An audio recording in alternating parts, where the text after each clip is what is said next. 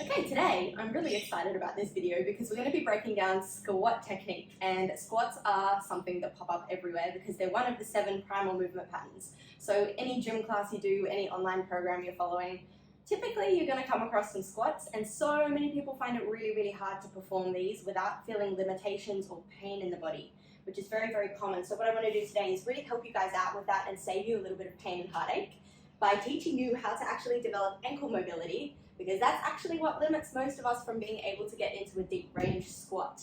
It's just a lack of mobility through the ankles and a lack of strength in the lower body. So I'm going to break down a few different exercises for ankle mobility and then also take you through a couple of unilateral exercises to develop strength on each side first, and then we'll go through a typical squat pattern, how to perform that correctly, so that you can start to develop some strength and do these without pain or limitation.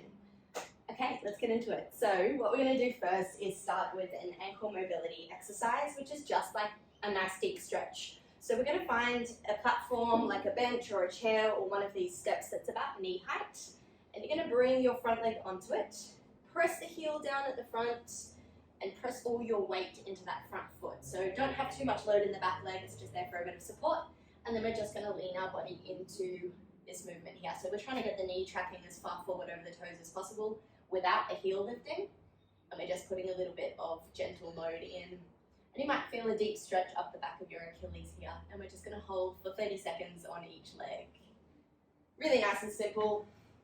There's not really much you can do wrong here. You might just find that you have a little bit less range, and that's okay. That's what we're here to work on and develop today. So just very comfortably leaning into it, pressing the heel down, and holding for about 30 seconds. Okay, curling back up. Okay, I've just moved us around slightly so I can use this part of the gym. What you're going to need for this particular exercise is just a pole or something heavy duty that you can hold onto for a little bit of extra support, because what we're going to do now is move our body into a deep squat pattern. So what you want to make sure is that your toes are pointing forward and your heels are pressed into the ground the whole time. And then using whatever you're using, you're just going to bring yourself down into a deep squat. Okay, so try and keep the toes pointing forward if you can, and keep the knees tracking over your toes, and keep your spine aligned. Okay, so we don't want to drop too low here.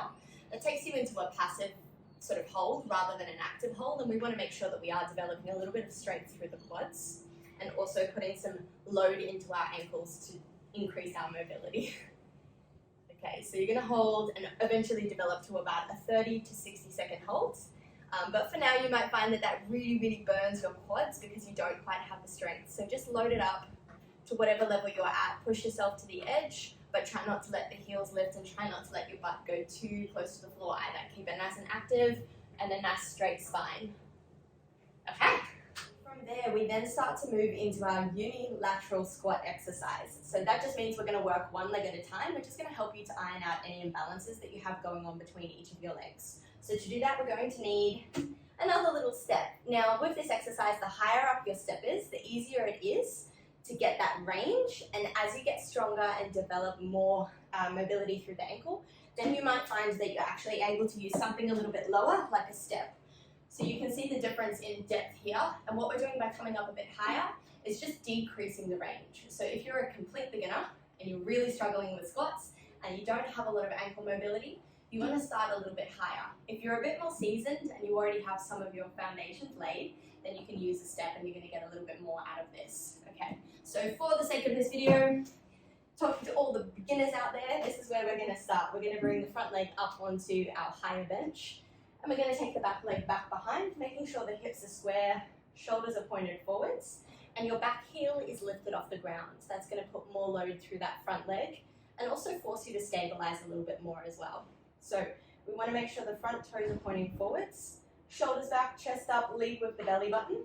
And we're going to try and drive the knee as far forward over the toes as possible, and then drive back up. So you are trying to keep that front heel pressed into the ground.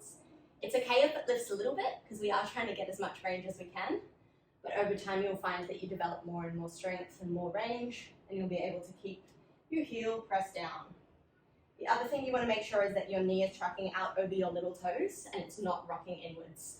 Okay, otherwise that's going to load up the wrong muscles and just cause all sorts of pain for your knees and your joints, which is what we're trying to avoid in this video. Okay, so that's your unilateral split squat. exercise. I'll just show you on this side as well. So you want to take about 3 seconds to come down, pause for a second, and drive back up. And that's going to start to develop your VMO strength and help you connect in with your glutes as well. Okay, and for the last part of this video, we're going to go through a typical squat pattern exercise. So we're going to use a bench that is about knee height. And this is for the beginners again. If you've already got a little bit of foundations when it comes to squatting and ankle mobility, you may find that you don't need to use a bench, but for today's video, we're going to use this for a little bit of guidance and to decrease our range of motion a little bit and just give us something to work towards. So what we're going to do is start by lining up the feet about hip width apart or just slightly wider. Okay, and then again, every coach is going to teach this a little bit differently, but this is the way that I find is just the most efficient for developing a really great squat technique and really connecting with your glutes. So feet hip width apart, toes pointing forward, and as we come down, we're going to make sure that our knees are tracking away from each other. So to do that, you want to make sure that your ankles are not pronating, which means rolling in. If they are, you want to just rock into the outside of your feet a little bit, and that's going to help you track your knees in the right position, okay? We're going to stand just a little bit away from the box, feet hip width apart, bring your hands in front of your chest out of the way. From here, we're going to draw our belly button into our spine and engage our core muscles, and just send the hips back slightly. From there, we then bend the knees over the toes, try and get your bottom to touch the bench or the step, and then we're going to drive up through the heels, connecting with the glutes. Now, where I see people go wrong with this is they'll start to have too much anterior pelvic tilt, which means we've got a big curve in the lower back, and as you come down, you're going to be feeling too much load in your lower back and not enough in your glutes.